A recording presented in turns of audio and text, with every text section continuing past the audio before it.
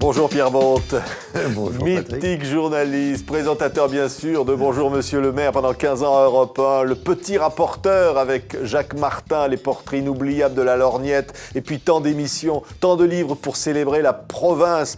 Pour célébrer quoi? Les Bretons têtus, les Auvergnats près de leurs sous? Pour souligner la diversité extraordinaire de la France. C'est ce qui fait sa principale richesse, c'est que vous allez d'une région, d'une province à l'autre, vous faites 50-100 km, c'est toujours des paysages chaque fois différents, et les caractères des gens varient aussi en fonction des régions. Oui, c'est vrai France. toujours ça, Pierre Bonte? c'est- À l'heure de mais la oui. mondialisation, à l'heure de tout ça? Et voilà, alors qu'il y a eu tellement de brassage de population, mais vous avez toujours un caractère breton, vous avez un tempérament provençal, vous avez des caractères propres aux Savoyards ou aux Berrichons, c'est comme ça. Et moi, et mon étonnement, justement, c'est que ça persiste encore. Oui. Et les accents régionaux qui continuent aussi de résonner dans les cours d'école. Ça ne cessera jamais, ça.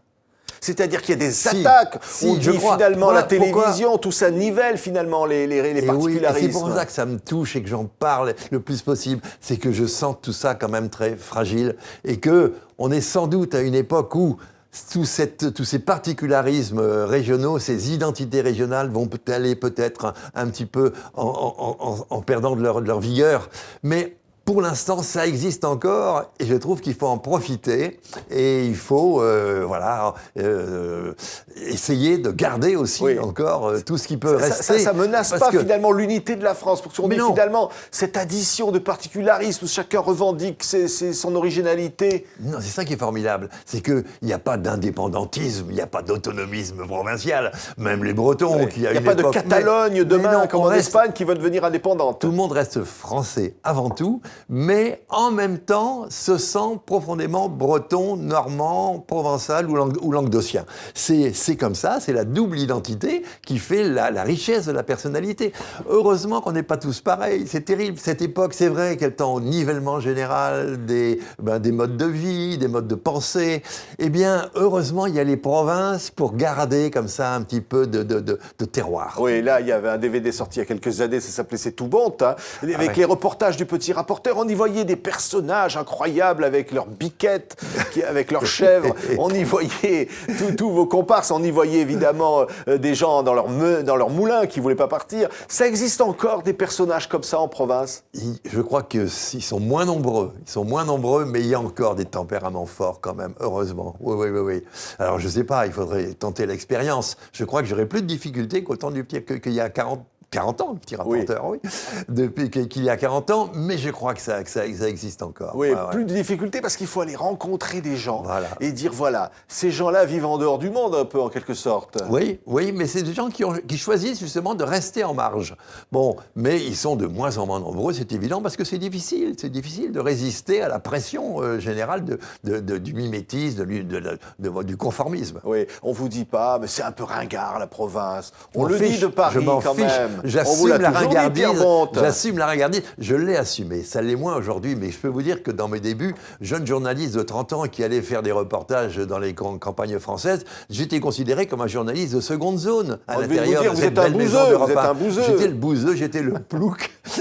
Bon, et aujourd'hui, j'ai ma petite revanche quand même, parce que cette campagne qui était méprisée, dédaignée, aujourd'hui, elle est fantasmée par plein de Parisiens, par plein de citadins qui se disent peut-être que le bonheur, il est peut-être là-bas davantage que dans la course à l'argent et dans la précipitation urbaine. Oui. Donc, je me dis que, j'ai peut-être contribué à faire prendre conscience aux Français et aux gens en général de cette richesse-là, mais d'une richesse fragile. Et je dis attention, faites attention. Et je dis aux politiques, pensez, bon Dieu, pensez à cette France rurale qui est une richesse formidable et où, à mon avis, l'avenir de la France, les énergies, celles qui vont permettre de maintenir, si vous voulez, une France solide et un lien social, ce sont ces petites communes, ce sont toutes ces campagnes où il y a encore une vie locale très active autour d'un monsieur le maire qui a été élu par ses concitoyens, qui est intimement lié à sa commune et qui exerce un pouvoir démocratique. Ça n'est pas une France repliée sur elle-même, Pas qui du a tout. peur des étrangers, Ah non. qui ne refuse la différence. C'est pas ça. C'est extraordinaire le combat. Regardez comme les Bretons sont sortis de leurs problèmes. L'inventivité, les initiatives qu'ont prises les Bretons à une certaine époque. Et aujourd'hui, vous voyez toutes ces petites exploitations familiales qui cherchent par tous les moyens à survivre, à rester en trouvant des voies nouvelles et qui sont souvent celles de l'économie de proximité. Oui, aujourd'hui, on veut faire des grandes régions en France. Ça veut dire qu'on va gommer tous ces particularismes. Ça vous énerve, Pierre Bonte, Ça qu'on m'énerve. dise, bon, c'est l'administration qui commande. Voilà, cette obsession du regroupement, qui est une notion très technocratique, moi, je crois qu'elle va à l'encontre des intérêts de la France. Je crois qu'il faut privilégier la proximité le plus possible. Le premier contact, le premier cadre, c'est la commune, qui est le plus intime, qui permet aux associations d'agir les unes, où tout le monde se connaît, c'est très important, et où tout le monde est important, vous comprenez? Oui. Dans une commune, personne n'est ignoré, tout le monde a un rôle, tout le monde est connu. C'est une réaction pour dire on ne veut pas que le pouvoir soit à Bruxelles, à l'autre bout du monde, on veut le pouvoir devant notre porte. C'est ça finalement la revendication? C'est pas ça. Je crois qu'il faut les deux. Je crois qu'il faut des organisations internationales pour gérer un certain nombre de problèmes. Mais au niveau de la vie quotidienne, il faut garder ce pouvoir local et il faut garder ces particularismes locaux. Quand vous dites, Pierre Bonte, nous sommes tous des provinciaux. Vous le dites à la une de ce livre publié chez Fayard. Mes petites France, vous les aimez ces petites France? Voilà, je trouve que chaque province est un petit morceau de la France, est une image de la France, mais une image qui est comme les pièces d'un puzzle. C'est quand même, ce sont des images d'une France qui est indivisible. Oui. Ça, il faut. La Constitution le dit. Je Oui, ne vous veux pas dites dire le mes contraire. petites France, vous les aimez comme si, voilà, il y a une tendresse chez vous. Dans les Pierre petites France, Bonte. pour moi, il y a un peu de tendresse. Oui, j'aime bien ce qui est petit, ce qui est modeste, ce qui a une certaine humilité. Chacune de ces régions, c'est un peu la France en petit. Ouais. C'est un peu le un monde beau visage aussi. de la France. Ouais. C'est toujours un beau visage de la France. Et c'est ce qui fait que moi, je ne me lasse pas de me promener à travers cette France parce que je suis toujours étonné par... je découvre toujours des choses différentes et je rencontre surtout des gens vraiment qui me touchent parce qu'ils sont fiers de leur pays. Moi, j'aime bien trouver quelqu'un qui me dit « Ah, que c'est beau. » C'est pas du chauvinisme, ça. C'est pas du chauvinisme, ça. Oui, c'est du chauvinisme. Et alors, c'est du chauvinisme gentil.